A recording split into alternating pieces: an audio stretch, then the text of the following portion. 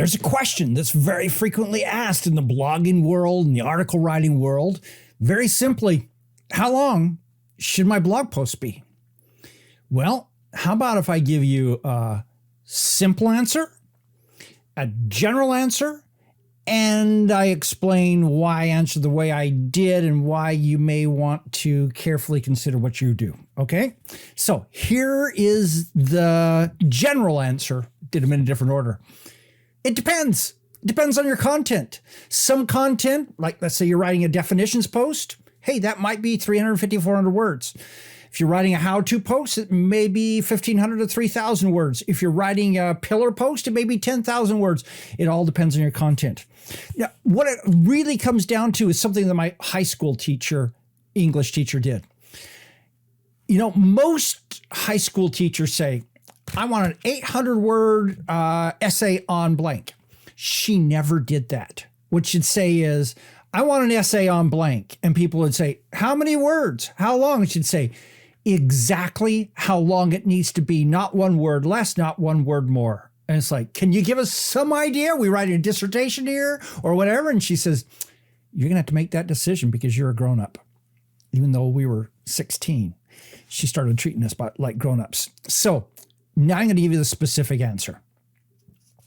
My personal rule of thumb is I target around 1,500 plus words. What I have found, because most of the content I write is how-to or an explanation kind of post, I find it's really difficult to do those in less than 1,500 words. But I'm going to go back. Let your content be your guide. Some content needs to be shorter. Some content needs to be longer. Now let's get into the more important part of all this, which is I've given you the specific answer. I've given you the general answer. Now let me explain why, because why is the most important part of this answer. What it really comes down to is this. Longer, more words is usually better. But you should be aware that word count is not a ranking factor. It's not a ranking element. Google does not say, this article is 2,000 words, this article is 1,500 words, everything else is better, everything else is equal, so therefore we're going to put the 2,000 word one higher than the 1,500 words. They don't do that. Why? Well, one reason why is because then people would just write really long articles because you would gain the search engines that way. That's not what Google wants. What Google wants is they want to rank at the top of their listings the best piece of content on that particular subject. How they determine best is like 200 factors. But that's what they're after, is the best answer to that particular query. And oftentimes, to get to the best answer to that particular query, you have to have a little bit more information. There are very few queries other than what is the capital of Afghanistan that can be answered in less than about 1,500 words. It just takes that many words because there are very few things in today's world that are simple enough that you can do it in a few words. That's a commentary on our world. So let me just show you the results of several things. So here we go. Yoast, I'm going to hold this way up to the camera. So these are 4 studies. Yoast did a study. They said the ideal blog post should be 1,000 plus words. Backlinko did one. They said 1,447. I love a nice general number. 1,447. Search Engine Journal said 1,900. Databox said 1,500 to 2,000. Don Crowther says about 1,500. So all those are good numbers. Now, what are the benefits of writing longer copy? This is really important. The first one is this.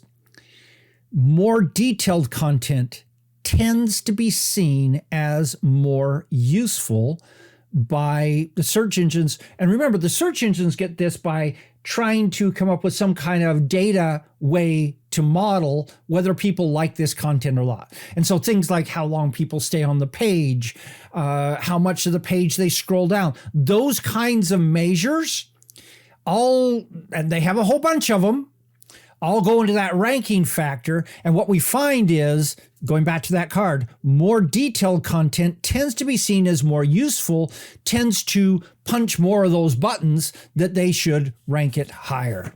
Next is one of the factors is this time on page. So when you have more content, people tend to stay on it longer. That's one of the ranking factors with Google and other search engines. Next is it gives you more opportunities for headers and subheads, which I've talked about this before, but headers are an important ranking factor in the search engines. And so if you just write a long piece of copy like you used to do back in your old high school English papers, that's not going to rank nearly as well as 2 paragraphs, header, big bold, that tells what the next 2 or 3 paragraphs are going to say. And so then you got those, and there's another header that says what the next 2 to 4 paragraphs are going to be, another header. So remember, people don't read the internet, they scan the internet, and those headers grab their attention and focus them onto specific pieces of content, specific parts of your content. That's why you do it. And so headers, especially if they're an H1 or an H2 tag, tend to rank higher, improve the ranking of an article. Next, more words gives you the opportunity to have that content compete for more keywords.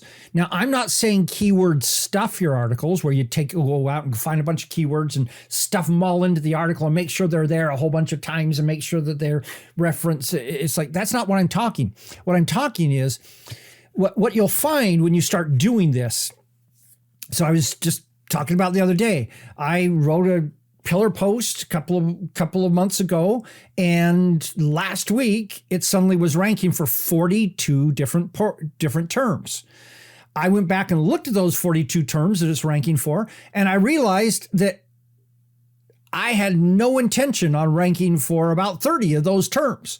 But that's what happens when you write longer copy, is that the search engines say, oh, this would be good to show people for this particular term. Whether you intended it to rank for that particular term or not, the longer your copy, the more opportunities and the more likely you are to rank for more keywords. And that can become, every time you rank for a different keyword, it's another like feeder into your, think of it like when you walk through an area with a nightclub, and this is not one of those nightclubs where people line up for a long time and people let people in. I'm thinking more like New Orleans, where there's pullers, where you walk down and people are pulling you into their bar or their nightclub. That's the way I look at keywords. Every one of those is a puller out there, trying to get people to come into your establishment so that they can view that. Now, the key here in writing this content is you're not trying to fill a quota. Oh, I've only written 1,300 words. I've got to sit down and write 200 more. No, that's not the way it works. Hey, it's sort of a Zen thing. Write what needs to be written. Back to my high school English teacher. Not one word more, not one word less. And then realize that what's going to happen is if you do this right, you are periodically going back to your content and updating it. Updating it to, number one, maybe do a better job of ranking for some keywords that the search engines decided that it should rank, that it didn't intend for it to rank in the first place. And so maybe you need to come in and add something. So for example, the other day I was looking at something and I looked at this article and it was about a certain product, and I looked and I noticed that it was ranking number 7 on Google for the term, how much does this product cost? And I looked at it and I said, how can I rank for that term? I don't say how much that product costs. So I went and figured out how much that product costs, and I put it into that article so that now that article better reflects one of the things that Google is telling people it does talk about. And oftentimes you do that in that process. Plus, it also gives you, as you go back and relook and rework this content, you oftentimes find new keywords that you want to discuss also. And so you want to be updating your content regularly. And hey, as you do so, you're likely going to be increasing the length of it in the future. So don't worry too much about this whole thing. Just do the Zen thing. Do my high school English teacher thing. Write the right amount of content to be the best piece of content that you can create on that particular subject. Realize it's not the best you can create. They're only ranking you against every single other person who's ever written about that particular piece of content in the entire world in your language. And so, hey, you're not competing against yourself here. This is one where you really are competing against the world. So try to write the best piece of content in the world, in your language, for that particular term. And see how you do. Then loop back and make it better. Wait a couple of months and loop back and make it better again. All right? So that's how you look at this. Longer is better, 1,500 plus words, but let the content determine where it is. Do the Zen thing. What's been your experience with this? Have you found? Yes, it's harder to write longer. Though sometimes it's actually easier to write longer because you don't have to work so hard. Because you can take more words to describe what you're trying to do. And that longer description actually turns into a better article by the time you're done.